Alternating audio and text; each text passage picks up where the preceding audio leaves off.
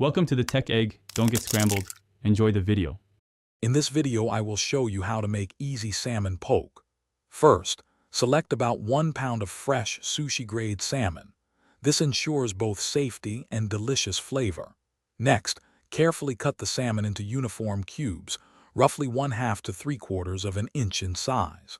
Finally, gently pat the salmon pieces dry with paper towels. This simple step helps the marinade adhere better, enhancing the overall taste and texture of your poke bowl. Now let's create the flavorful marinade that will transform your salmon. In a medium bowl, whisk together 1/4 cup of soy sauce, 1 tablespoon of sesame oil, and 2 teaspoons of rice vinegar. For a subtle sweetness, add 1 teaspoon of honey or maple syrup. Then, incorporate 1 teaspoon of freshly grated ginger and 1 clove of minced garlic.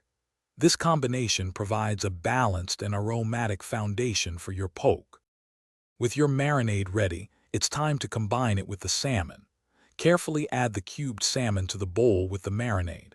Using a spoon or spatula, gently toss the salmon until every piece is thoroughly coated.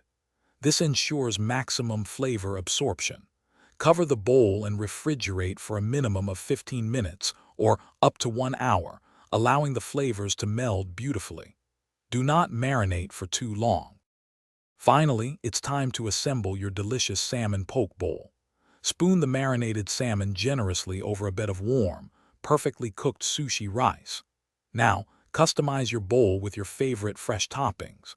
Sliced avocado, crisp cucumber, and vibrant edamame are excellent choices.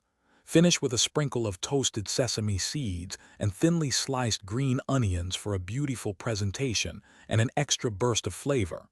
Enjoy your homemade poke. Thanks for watching. Consider subscribing if I helped unscramble your problems.